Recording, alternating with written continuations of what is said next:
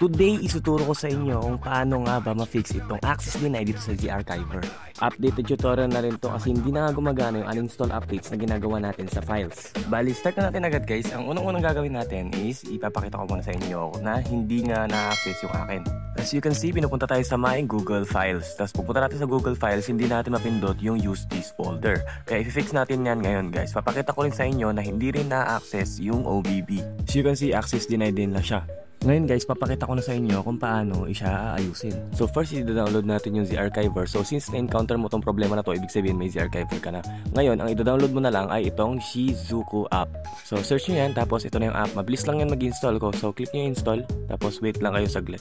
So after mag-install yan guys, punta tayo ngayon sa my ZArchiver. Kasi papakita ko ulit sa inyo na hindi talaga na-access yung natin, yung mga files natin. So punta tayo sa my ZArchiver ngayon.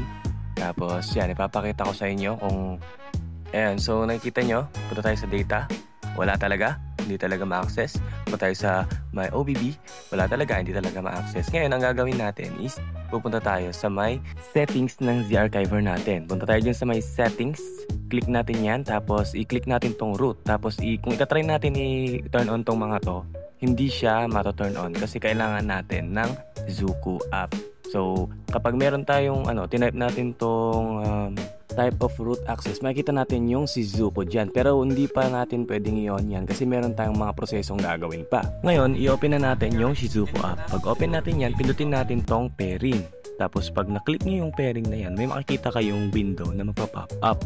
Sabi niya dito, searching for pairing device. Huwag nyo munang pansinin yan kasi ipo-turn on muna natin yung developer options natin. So, paano yan? Pumunta kayo sa my settings, tapos hanapin nyo yung about phone. So scroll lang natin to and hanapin natin yung ayan na yung about phone. Yung about phone na yan, kiklik natin yan ngayon. Tapos pag naklik natin, hanapin natin yung version. Ito nakikita natin dito, version, baseband, and kernel. So pindutin natin yan, tapos pindutin natin tong tatlong to kasi isa sa mga to ang magto-turn on ng development options natin. So itong kernel version, wala. Itong baseband version, try natin, wala rin. Tapos itong build number, so ito nga. Ito na nag-turn on ng developer options natin. Take note guys na 7 times siya pipindut-pindutin para ma-turn on yung developer options. So pag na-turn on na yung developer options natin, hanapin na natin yung developer options. So punta tayo ngayon sa may home screen ng settings natin. Bale, pwede natin i-search dito sa may pinakataas yung search. Tapos search natin yung developer options. Pero meron tayong isang way dito. Pero ito, yung way na to is hindi tayo pare-pareho kasi yung developer options mo is pwedeng nakalocate sa ibang location. Bali, hahanapin natin ngayon guys yung system kasi doon nakalagay yung developer options natin. So yan, makita natin. Tapos pindutin natin tong developer options. So, pag pindot natin developer options, hahanapin natin yung USB debugging tapos wireless debugging. So ito na yung USB debugging, turn on natin siya. Ito siya oh. Yan. So, ito turn on natin siya ngayon. Tapos, next naman is i-turn on natin yung wireless debugging. Take note pala guys na dapat naka-wifi kayo. Maki-hotspot muna kayo sa mga nanay nyo, tatay nyo, kapatid kasi hindi nyo matuturn on tong wireless debugging. So, yeah. Allow lang natin ito. Ayan. Kapag na-allow na natin yan, balik na tayo ngayon sa my Shizuku app. Kasi pwede na natin pindutin yung developer options sa my Shizuku app. So, click natin yan, tapos i-click natin yung developer options. So, yan na yung my developer options, diba? Dito sa my developer options, hanapin natin yung wireless debugging. Tapos, pindutin natin tong pair device with pairing code. So, ayan na yung pairing code natin, 377331. So, ilagay natin siya dito.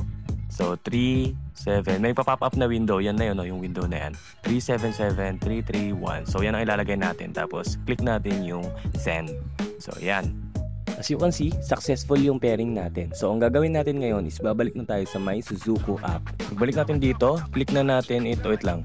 I-back lang natin to sa pairing kasi tapos na tayo dito eh. Back lang natin. Saglit. Tapos, yan. Click natin tong i-start. So, click natin yan. Then, yan. Magko-code na siya. So, pagkatapos nag-code na yan, wala na tayong problema dito ngayon. Wala nang komplikadong steps. Ang next na gagawin natin is click natin itong authorize application. Ngayon, tap natin to ngayon.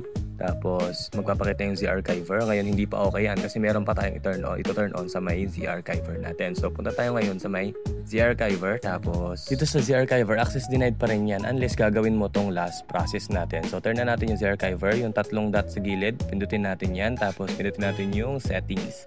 Yung sa settings, pindutin natin tong root. Tong root, yung pinakataas, pindutin natin. Tapos, click natin to. Select natin tong Shizuku app.